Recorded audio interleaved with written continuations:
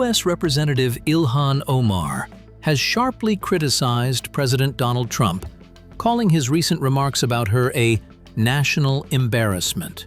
Everybody knows I came to the United States at the age of 12, gained my citizenship at the age of 17. I am an elected representative in the House of Representatives in Congress, and so, for me, I look at it as a display of his ignorance. I see it as a national embarrassment that he continues to say those kinds of things, even though he does know what the truth is. Her remarks come amid heightened federal immigration enforcement activity in Minneapolis, particularly in neighborhoods with large immigrant populations. Minnesota is home to one of the largest Somali diaspora communities in the United States. I am proud to say I'm a Somali American. This country welcomed me and my family 26 years ago. It has provided me a life that I did not have in Somalia. We came here and we are thankful to be here. I've been educated here, got the opportunity to serve my community, to be a council member. I know many families are fearful tonight. They are. And obviously, everyone knows that our president is racist, xenophobic, Islamophobic, and we are going to fight that. America has a history of fighting and stopping those kind of individuals who continue to divide people and divide communities. Earlier this month, President Trump used hostile language towards Somali immigrants during a cabinet meeting, referring to them as garbage and claiming they contribute nothing to the country. He openly stated that Ilhan Omar married her own brother to enter the U.S. I'm from Minnesota. I know that right now that doesn't ring very well. Hopefully we can get that turned around. Do we have Somalians in the any Somalians in the team? I don't think so. Ilhan Omar. The pride we felt in 1980 was incredible, and we are starting to feel that again thanks to your leadership. Thank you very much. Well, you know, Minnesota's a great place, and this is a great leader right here Sure from is. Minnesota. He loves it. Not happy with what's going on up there, and I think you'll take care of that situation. We're all with you. With your help. No, you have my help. What's happening up there is a disgrace. It's a disgrace. Billions of dollars have been stolen. Billions sent back to Somalia. And Tom can solve that problem better than anybody. And you have the go-ahead, right? Yes, sir. Trump then turned his attention directly to Omar, saying he always watches her, accusing her of hatred toward others, and calling her incompetent and a terrible person. Do we have any individuals from Somalia in the group? Please raise your hand. That's for Minnesota, you know.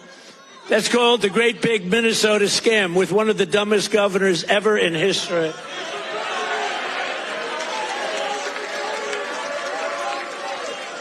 I love this Ilhan Omar, whatever the hell her name is, with the little turban.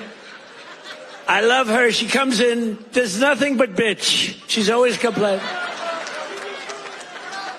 She comes from a country where, I mean, it's considered about the worst country in the world, right? They have no military, they have no nothing, they have no parliament. They don't know what the hell the word parliament means. They have nothing, they have no police. They police themselves, they kill each other all the time. I love it. She comes to our country, and she's always complaining about, the Constitution allows me to do this. We ought to get her the hell out. She married her brother in order to get in, right? She married her brother. Can you imagine if Donald Trump married his sister? Beautiful. She's a beautiful person. If I married my sister to get my citizenship, do you think I'd last for about 2 hours, or would it be something less than that? She married her brother to get in. Therefore, she's here illegally. She should get the hell out. Throw her the hell out. She does nothing but complain.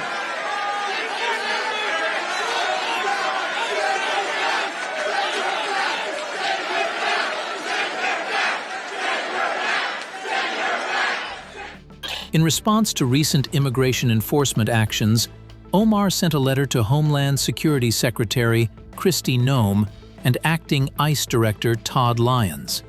In the letter, She cited reports from witnesses alleging blatant racial profiling and what she described as an egregious use of unnecessary force by ICE agents during an operation known as Metro Surge. She described it as disturbing and creepy for the President of the United States to be obsessed with her and others who share her ethnicity. The president has always had very bigoted, xenophobic, Islamophobic comments when it comes to people who are of Muslim faith or people who are black. We've seen him call African nations as shitholes, and so it's not really surprising. But what is weird to me is just how creepy he's been obsessed with me and the Somali community. I mean, the Somali community is very resilient. We're very strong. We are not going to be intimidated or scapegoated, and I think we are seeing just an outpouring of support from our Minnesota neighbors, and so I just know that this is not going to cause any harm to our community. Just earlier today, we saw, sadly, the President of the United States open his mouth to take a whole group of people, a whole country of people, and denigrate just based on where they come from. And the Twin Cities is not a place that tolerates or embraces hate. To say that the hateful and damaging rhetoric that we're hearing from Washington, D.C. right now is reprehensible. And it is not something that represents who our community is or who our country can be. The words that founded this country, the words that launched this American experience, start with "we the people." And I believe that the sacred moments in American history are the moments we've had to decide who the "we" is.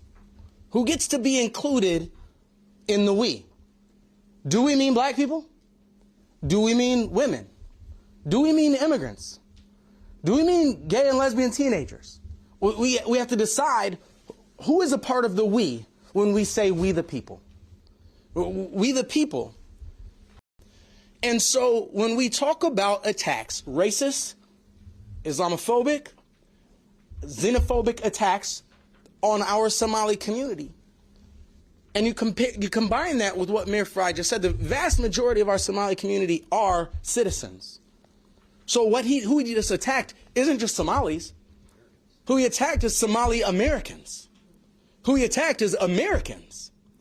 And so if the President of the United States is telling you out loud that he hates Americans, then I can't imagine a greater confession of incompetence to do the job that you've been hired to do than to say you don't believe that Americans belong in America.